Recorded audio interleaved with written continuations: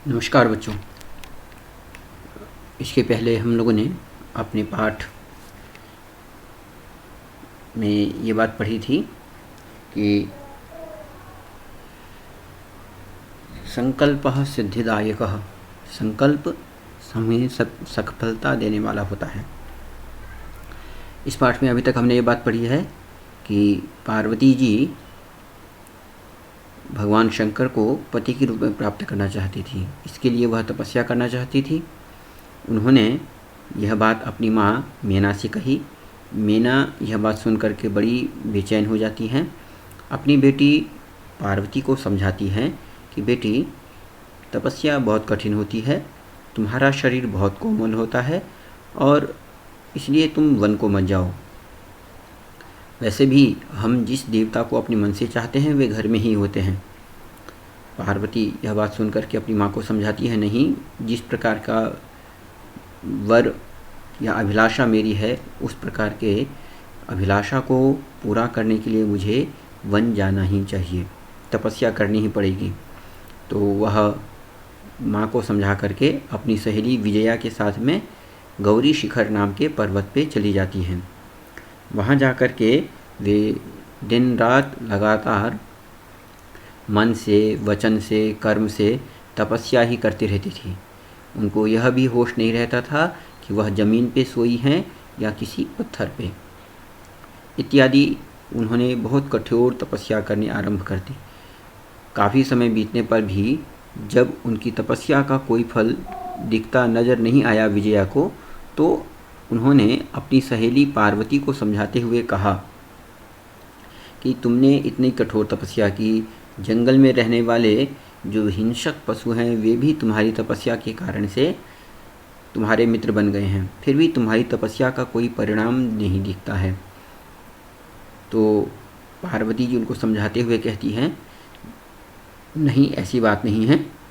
जो व्यक्ति मन से कार्य करने वाला होता है वह कभी भी अपना धैर्य नहीं छोड़ता है। धीरज धरो, जरूर इसका कुछ अच्छा परिणाम जरूर निकलेगा।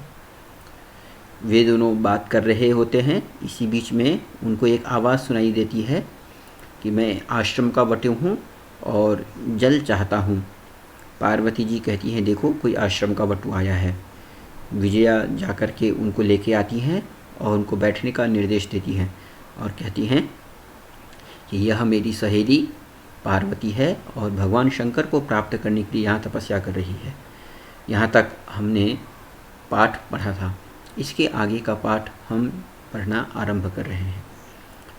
इसके आगे के पाठ में हम लोग का है, वटु यह बात सुनकर के कहता है, हे तपस्विनी, किम क्रियार्थम पूजोपकरणम वर्तते, स्नानार्थम जलम सुलभम, भोजनार्थम फलम वर्तते, त्वं तु जानासि एव शरीरमाद्यम खलु धर्म साधनम। वटु कहते हैं, हे तपस्विनी, क्या जो हम काम कर रहे हैं उसके लिए तुम्हारे पास में पर्याप्त पूजा की सामग्री है? स्नान के लिए तुम्हारे पास में जल सुलभ है या नहीं? भोजन करने के लिए फल है तुम्हारे पास या नहीं? क्योंकि तुम तो जानती ही हो, शरीर हमारा सबसे पहला साधन है किसी भी प्रकार के धर्म कार्य को करने के लिए। तो पार्वती जी उस वटु की बात सुनती है, लेकिन पार्वती तूष्णीम तिष्ठति, लेकिन पार्वती फिर भी, तूष्णीम शब्द का अर्थ होता है चुप रहना, वह फिर भी चुपचाप रहती हैं। वटु ने फिर से कहा, हे तपस्विनी, अर्थात हे तपस्या करने वाली पार्वती, किमर्थम तपः तपसी, तुम तपस्या क्यों कर रही हो? शिवाय, शिव को प्राप्त करने के लिए। वो स्वयं भगवान शंकर हैं वटु जो है, लेकिन वह सिर्फ पार्वती की परीक्षा लेने के लिए कि क्या यह जो कार्य करने जा रही है उसमें इसका मन है भी या नहीं, क्या यह वास्तव में शिव को प्राप्त करना चाहती है या नहीं, इसलिए बड़ी उपेक्षा की भावना से पूछते हैं, शिव को प्राप्त करने के लिए। पार्वती पुनः तूष्णीम तिष्ठति, लेकिन पार्वती फिर भी चुपचाप रहती है। लेकिन उनकी सहेली विजया बड़ी बेचैन होकर के गुस्से में आकर के कहती है, आकुली भूय, बेचैन होकर के, आम, हाँ हाँ, तस्मै एव तपः तपति, उसी के लिए तपस्या कर रही हैं। वटुरूपधारी जो भगवान शंकर होते हैं, सहसैव अचानक से ही, उच्चैहि उपहसति, जोरों से उपहास करना शुरू करते हैं। उपहास करना मतलब मजाक उड़ाना, मजाक उड़ाते हैं और कहते हैं वटुः अयि पार्वती, अरे पार्वती, सत्यमेव, क्या सच में ही त्वं शिवं पतिम इच्छसि, तुम शंकर को पति के रूप में चाहती हो। उपहसन, उपहसन अर्थात मजाक उड़ाते हुए। नामना अर्थात नाम से ही क्या है, शिवः, नाम से ही केवल शिव है, अन्यथा अशिवः, अर्थात जो शिव है उसका सिर्फ नाम ही शिव है। शिव शब्द का अर्थ होता है कल्याण। हाँ, तो कहा कि जो उसका सिर्फ नाम ही शिव है, अर्थात कल्याण सिर्फ उसका इतना ही नाम ही है, अन्यथा नहीं तो अशिवः, नहीं तो वह अशिव की तरह रहता है, अर्थात उसका स्वरूप बिल्कुल भी अच्छा नहीं है। देखो क्या क्या है उसमें बातें। श्मशाने वसति, अर्थात रहने के लिए जगह कहाँ पे चुनी है उसने, तो श्मशान भूमि, श्मशान भूमि में रहते हैं। श्मशान भूमि हम ऐसा समझ सकते हैं निर्जन स्थान, निर्जन स्थान में भी हम कह सकते हैं। यस्य त्रीणि नेत्राणि, जिसकी 3 आँखें हैं, नेत्राणि अर्थात आँखें।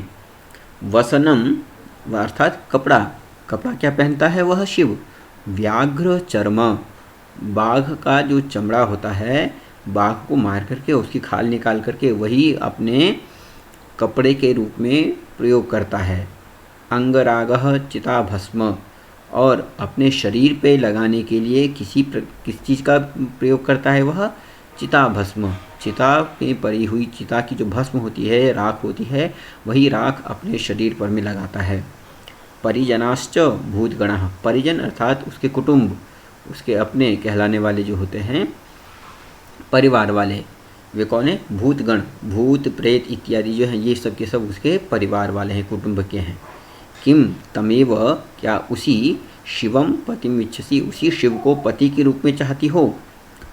पार्वती कहती हैं क्रुद्धा सती, क्रुद्ध होकर के, गुस्से में आकर के, अब उनको भी गुस्सा आ गया और गुस्से में आकर के वह शिव को, शिव के बारे में जो इतनी भी उन्होंने बातें कही थी उससे उनको बहुत बुरा लगा और कहा अरे वाचाल, वाचाल शब्द का अर्थ होता है बहुत अधिक बोलने वाला और निरर्थक बोलने वाला, अर्थात जो बिना किसी मतलब के बहुत बोलता है उसे वाचाल कहा जाता है। उसको कहती हैं अरे वाचाल अपसर, दूर हटो यहाँ से।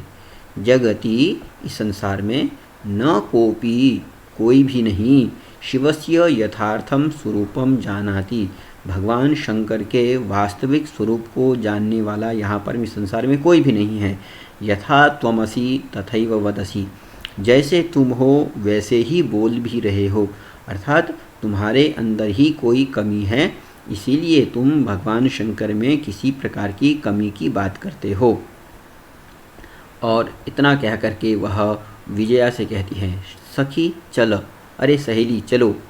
यह निंदाम करोति, जो व्यक्ति भगवान शंकर की निंदा करता है, सह तो पाप भाग भवति, वह तो पापी, पाप का हिस्सेदार होता ही है। हाँ, भवति एव, होता ही है। यह शृणोति, और जो व्यक्ति भगवान शंकर की निंदा सुनता है, सोपी, वह भी पाप भाग भवति, पाप का भागीदार होता है।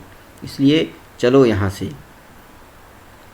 पार्वती द्रुतगत्या निष्क्रामति, पार्वती तेजी से निकलने वाली होती है। तदैव, तभी क्या होता है, पृष्ठतः, पीछे से, वटोः रूपम परित्यज्य, भगवान शंकर उस वटु का रूप छोड़ करके, परित्यज्य अर्थात छोड़ करके, शिवः तस्याः हस्तं गृह्णाति, भगवान शंकर उसके हाथ को पकड़ लेते हैं। पार्वती लज्जया कंपते, और पार्वती जी शर्मा करके कांपने लगती है, उनको शर्म आ जाती है कि भगवान शंकर उनके सामने में साक्षात उपस्थित हो गए हैं। बटु जो होते हैं, जो शिव के रूप में ही थे, शिव ही जो बटु के रूप में आए थे, उन्होंने देख लिया कि पार्वती जो है वह वास्तव में मन से शिव को पति के रूप में प्राप्त करना चाहती है। इसलिए उन्होंने वटु के रूप में जो परीक्षा लेने के लिए आए थे उस रूप को छोड़ करके अब वह अपने असली रूप में आकर के भगवान माँ पार्वती को स्वीकार कर लेते हैं। और अंत में फिर क्या होता है देखते हैं हम, आगे का पाठ यहाँ पर में है। और भगवान शंकर उनसे कहते हैं क्या, पार्वती, अरे पार्वती, प्रीतोस्मि, प्रसन्न हूँ तव संकल्पेन, तुम्हारे संकल्प से, अर्थात तुमने जो अपने मन में संकल्प किया है उस संकल्प से मैं बहुत प्रसन्न हूँ। अद्य प्रभृति, और आज के बाद से, अहम मैं जो हूँ, तव तपोभिः, तुम्हारी तपस्या से, क्रीत दासोस्मि, तुम्हारा खरीदा हुआ दास अर्थात नौकर बन गया हूँ। विनिता नना पार्वती विहसति, विनिता नना शब्द का अर्थ होता है कई बार जब व्यक्ति का शर्म से अर्थात लज्जा से जब लज्जा आ जाती है किसी व्यक्ति को तो वह अपना सर नीचे झुका लेता है। तो माँ पार्वती भी भगवान शंकर को देख करके शर्मा गई थी, तो इसलिए वह अपना सर नीचे झुकाए हुई खड़ी थी। और ऐसे नीचे झुकाए हुए खड़ी, जो सर झुकाए हुई खड़ी जो माँ पार्वती थी वह विहसती, हंसने लगती है। तो इस प्रकार से हम लोगों का यह पाठ था।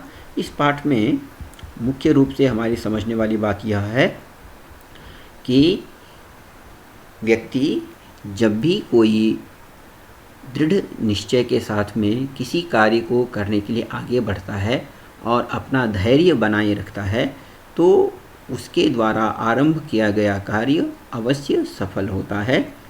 उसको सफलता मिलती ही मिलती है, चाहे कोई उसके विषय में कितना ही कुछ बोले, चाहे उसको उस रास्ते से कोई हटाना भी चाहे, लेकिन अगर उसका संकल्प दृढ़ है, अगर उसने दृढ़ निश्चय कर रखा है तो अवश्य ही उसके द्वारा आरंभ किया गया कार्य अवश्य सफल होता है।